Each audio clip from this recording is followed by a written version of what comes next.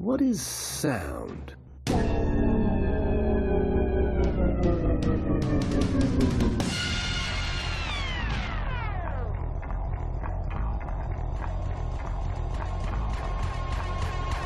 Everything we hear is the result of a set of laws and rules governed by nature.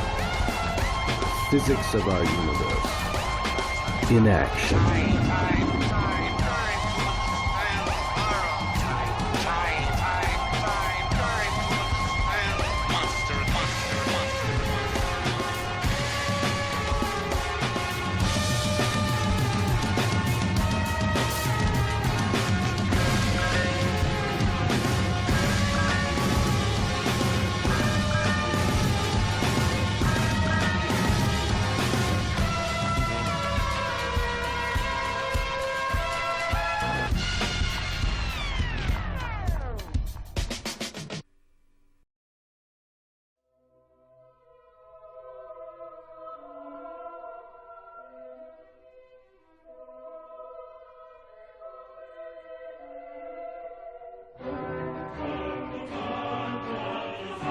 Sound is an integral part of our lives.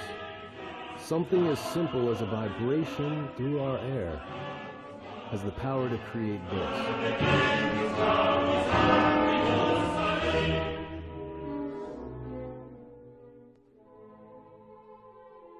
Let's take a look at how sound works.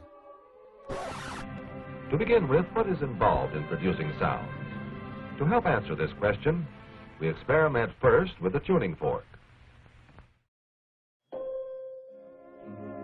When a tuning fork is struck, its metal tines begin to flex back and forth. This vibration causes a disturbance in the air or any material in close range.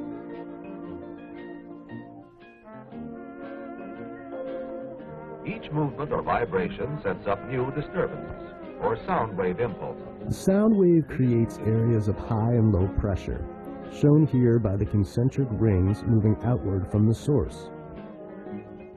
When we plot a graph of this sound wave, we see those areas of high and low pressure. Notice how the wave repeats itself, and the distance between two crests remains the same. We call this distance the wavelength, and it tells us a lot about what we hear. We'll come back to it soon.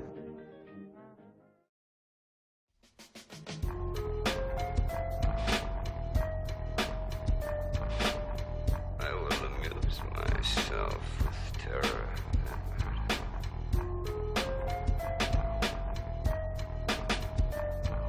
From what grave did I come? From what evil mixture was I compounded?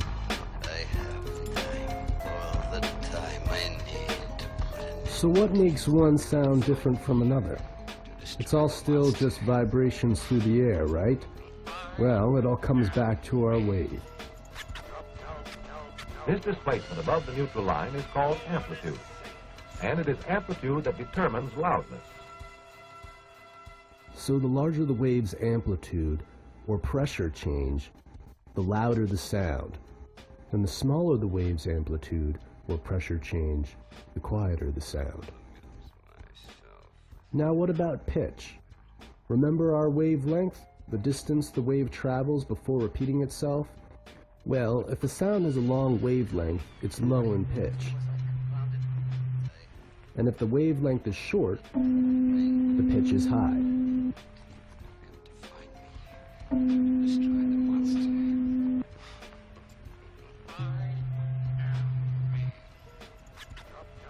We can also talk about pitch in terms of frequency. Frequency is the number of wave cycles over time, and we typically measure frequency in cycles per second, or hertz.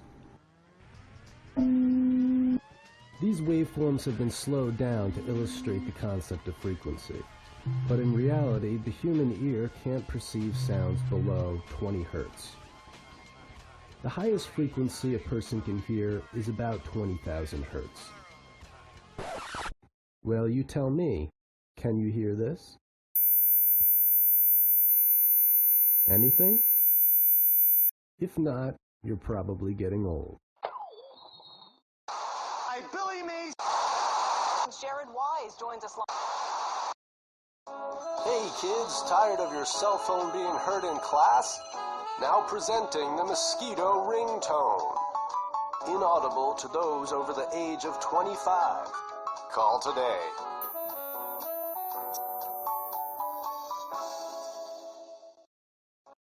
Using their teachers' old ears to their advantage, students in the U.S. have been known to use this high-frequency cell ringtone to avoid the risk of detention. But two can play at this game. In England, the London police have used this same sound to deter the loitering youth.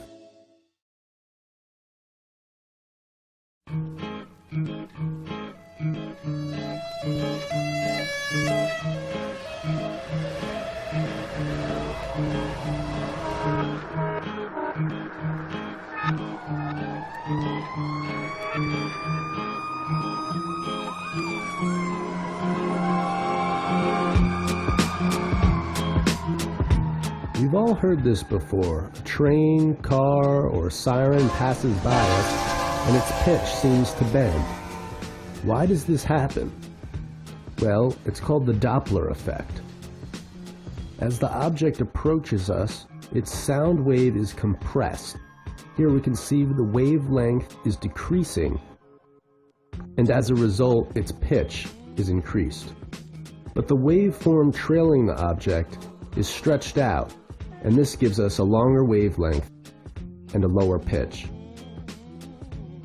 As a stationary observer, we first hear the high-pitched sound of the oncoming noise, and as the object passes us by, the sound is decreased in pitch. Now, if an object exceeds the speed of sound, or the maximum velocity a waveform can travel, which is about 768 miles per hour in our atmosphere, the object creates a shock wave, and what we hear is a sonic boom. Because the waveform is so compressed, the shock wave creates an extremely high change in pressure. The area of low pressure creates condensed water droplets, and this is the cone that we see around the aircraft.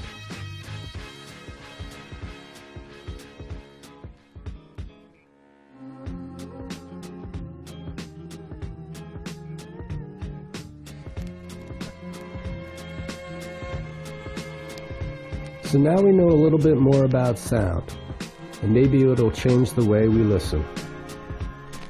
So, what do you hear?